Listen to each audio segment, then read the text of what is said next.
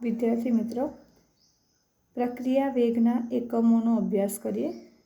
तो सौथी पहला प्रक्रिया वेग माटेनुं सूत्र ए आपणने खबर छे।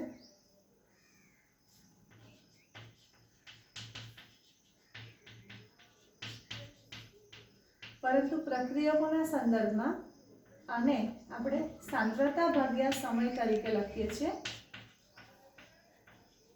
सांद्रता ए मोल प्रति लीटर में मापवामां आवे छे।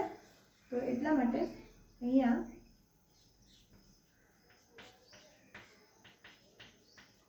समय जे छे मोटे भागे सेकंड में लखाय छे। तो आ एनो एकम थशे मोल प्रति लीटर इंटू सेकंड। हवे આપણે પ્રક્રિયાના વેગ પર અસર કરતા પરિબળો વિશે વાત કરીએ।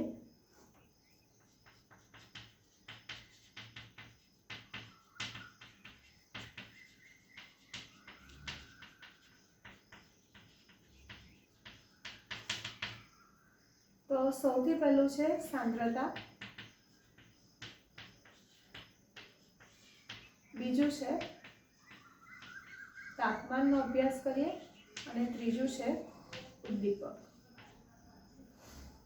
સૌથી પહેલી વાત કરીએ કે સાંદ્રતા વધારતા અથવા ઘટાડતા પ્રક્રિયા વેગ પર શું અસર થાય છે।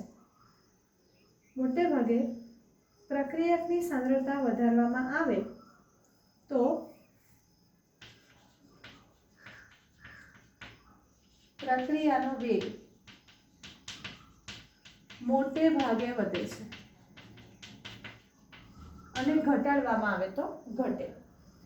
તાપમાન એ એના પર આધાર રાખે છે કે પ્રક્રિયા ઉષ્મા ક્ષેપક છે કે ઉષ્મા શોષક છે। આની વાત કરીએ આપણે। જો પ્રક્રિયા ઉષ્મા ક્ષેપક હશે, ઉષ્મા ક્ષેપક એટલે શું? ઉષ્મા ઊર્જા મુક્ત થાય।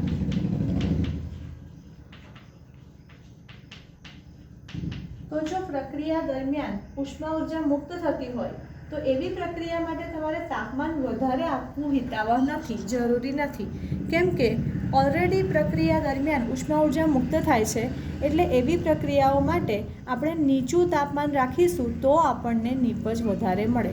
नहीतर शुं थशे? 11मा धोरणमां आपणे भणी चूक्या के जो प्रक्रिया उष्मा क्षेपक छे, उष्मा ऊर्जा प्रक्रिया दरमियान मुक्त थाय छे અને જો તમે એને તાપમાનનો વધારો આપો છો તો શું થશે? લસ એટેલિયરના નિયમ પ્રમાણે પ્રણાલી એ આપેલો તાપમાનનો વધારો છે એ ઘટાડવાનો પ્રયત્ન કરશે અને એ ઘટાડવા માટે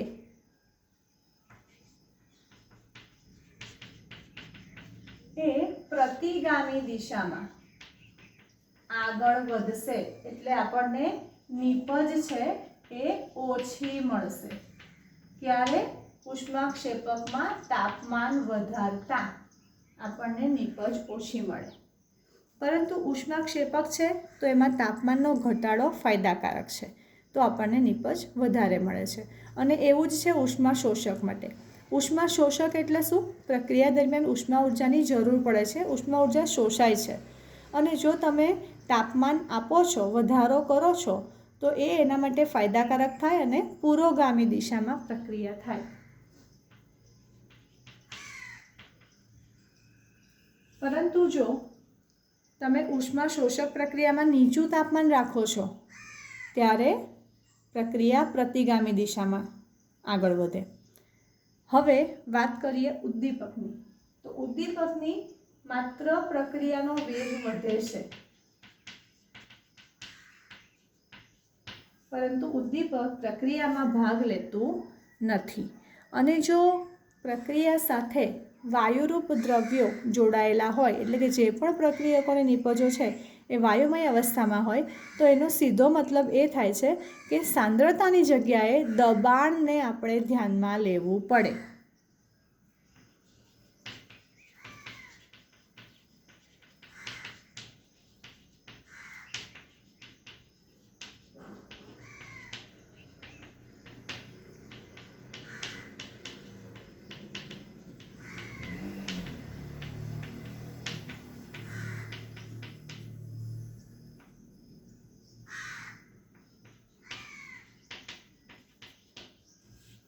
આ વાત ધ્યાનમાં રાખજો. હવે આપણે એક પ્રક્રિયા લઈએ અને એનો પ્રક્રિયા વેગ કેવી રીતે શોધાય છે એ જોઈએ.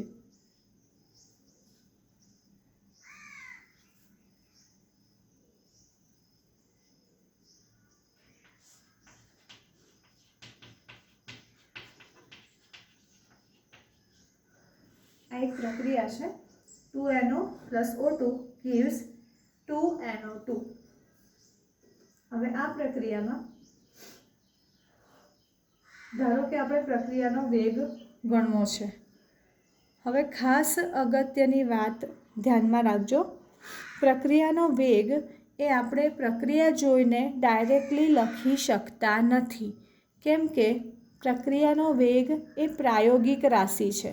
એને પ્રયોગો કર્યા પછી આપણે એ નક્કી કરી શકીએ કે આ પ્રક્રિયાનો વેગ એ આ બેમાંથી કયા પ્રક્રિયકની સાંદ્રતા પર આધાર રાખે છે અને કેટલા પ્રમાણમાં, એના વર્ગમૂળમાં, એના વર્ગમાં, એના ઘનમાં કેટલા પ્રમાણમાં આધાર રાખે છે એ માત્ર આપણે એ પ્રાયોગિક રીતે જ જાણી શકીએ. એટલે પ્રક્રિયાનો વેગ પ્રયોગો પરથી જ નક્કી થાય, એ સૈદ્ધાંતિક રીતે ગણીને નક્કી થતો નથી.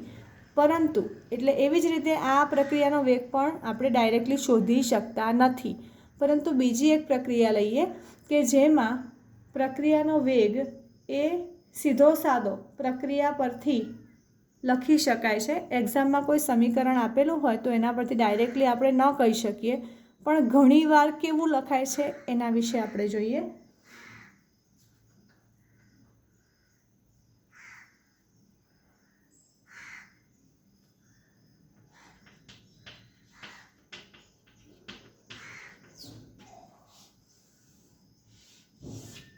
હવે આ પ્રક્રિયા માટે આપણે એનો વેગ પ્રક્રિયકની સાંદ્રતાના ફોર્મમાં અને નિપજની સાંદ્રતાના ફોર્મમાં લખીએ.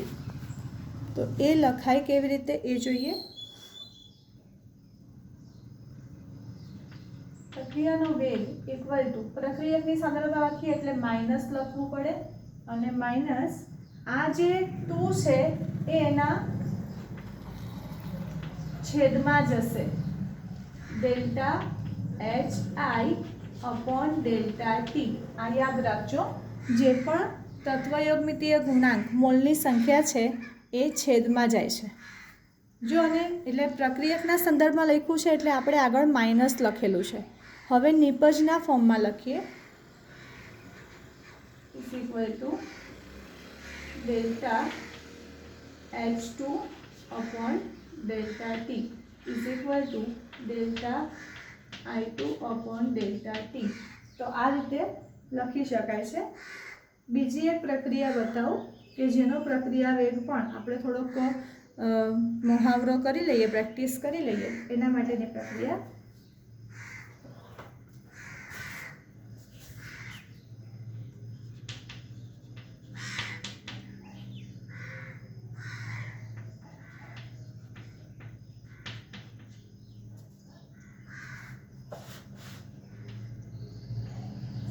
H plus it gives 3Br2 plus 3H2O. આનો પ્રક્રિયા વેગ લખવો હોય તો પહેલા પ્રક્રિયકોના સંદર્ભમાં એટલે -1/5 Br માઇનસ છે તો delta concentration of Br minus upon delta T is equal to આ પણ પ્રક્રિયક છે minus delta BrO3 minus upon delta T is equal to -1/6 delta H plus upon delta T. હવે નિપજના ફોર્મમાં 1/3 નિપજ માટે પ્લસની સાઇન આવશે. Delta Br2 upon delta T is equal to 1/3 delta H2O upon delta T. તો આ પ્રક્રિયા વેગ માટે આપણે લખી શકીએ. પરંતુ આ સાદી પ્રક્રિયાઓ માટે જ લખી શકાય છે. દરેકે દરેક પ્રક્રિયા માટે આપણે ડાયરેક્ટલી પ્રક્રિયા વેગ લખી શકતા નથી. આ વાત ખાસ ધ્યાનમાં રાખજો.